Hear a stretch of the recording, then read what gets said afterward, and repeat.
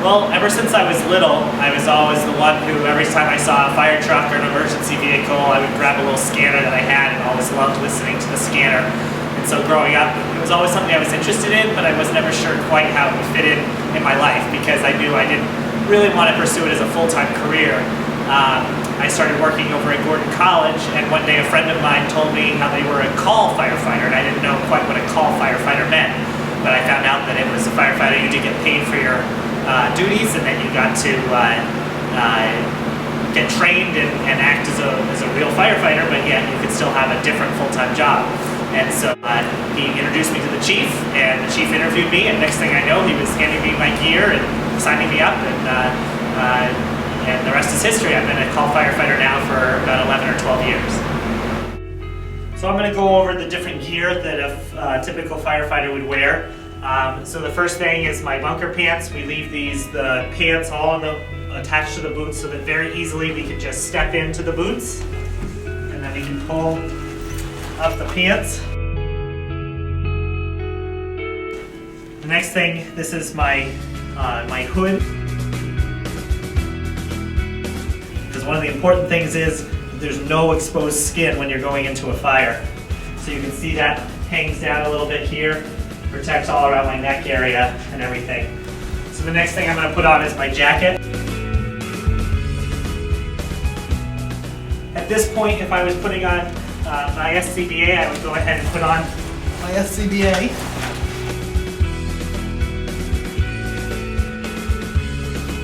If this is too tight, when I'm working, I can't reach up my hands and work over my head. So these you want to be a little bit loose on top, and then you want all the weight to be held underneath down here. So now that that's on, I can go ahead and put on my mask here. So I put on my mask, and then you do what's called the positive seal test. So once I tighten up my mask, I'm going to put my hand over my mouthpiece, so I check my mask. See, good seal, so it's nice and tight. So now I put my hood on over that. So again, you see how that protects all my any skin that's showing. Put that around. So now there's no exposed skin whatsoever. Now I can put on my helmet. And again, the helmet flaps come down over here to give me extra protection around here. Last thing are my gloves.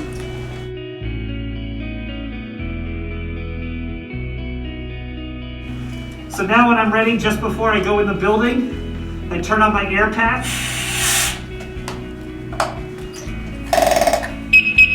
So you hear that's called the low air alarm in the pass device. So that will warn me if my air is getting low, and it also starts vibrating if my air is getting low.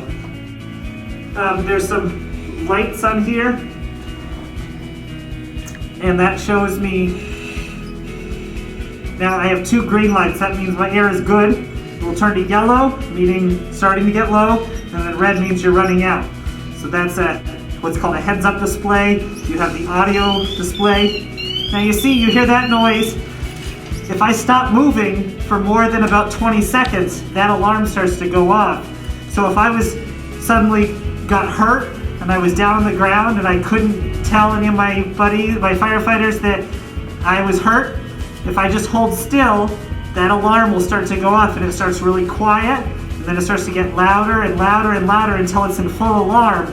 So that warns the other firefighters that something's wrong with that firefighter. I think the most meaningful call, just a couple months ago, we got called for a medical call for a person who was having difficulty breathing, and I was one of the first ones there. I was checking this person, and all of a sudden they went into cardiac arrest right in front of me. And so we jumped right into doing CPR. We used the AED, which is the defibrillator, to shock the person, and continued doing CPR, brought them to the hospital, and I found out that the person made a full recovery and is back home, which was just absolutely incredible. That's what we're trained to do. Up until that point, we call them codes, every cardiac arrest that I had worked, the person hadn't made it. A lot of times you get called, and it's a lot longer time frame. This one, we were able to start CPR right there. call right at the right time, and thankfully was able to have that full recovery. And so, that's why we're here. We're here to help people, and that was just an amazing feeling to be part of that rescue. So this is our rescue truck. We call it Rescue 10. So this is it's actually classified as a non-transporting ambulance. So it'll go to any medical call that we have in town. Also, if we have a fire in town, we'll bring this as our medical response truck. When we go to a motor vehicle accident, if we need to cut out the person out of the vehicle, we have two different tools. This is the cutters, as you can see. They can cut the posts of the vehicle, and then these are called the spreaders. So as you can see, those are the spreaders. So that can spread apart if you're trying to pry open the door, that can spread apart. Or the posts in the vehicle, like between where you have the glass, between like the driver and the rear seat, you can cut those posts to be able to take off the whole roof of the car to be able to get at the person.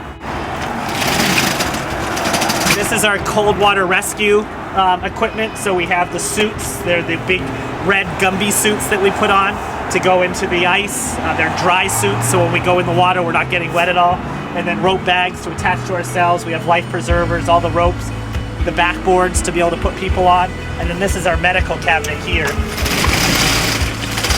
So this is our first in bag with all our medical supplies, our oxygen kit. This is that defibrillator I was talking to you about. And then we have all sorts of different medical supplies and everything that we might need.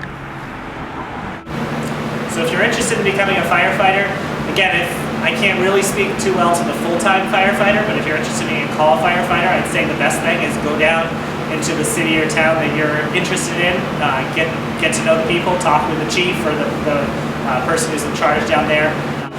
For me, all it took was asking a few questions, and all of a sudden I was on the department, and so I definitely encourage people to do that. There's a lot of certifications that you have to be willing to go get, and those are very important. So you definitely have to be dedicated to be able to do all the training that's required. But it's an amazing feeling to be able to then go out and help people.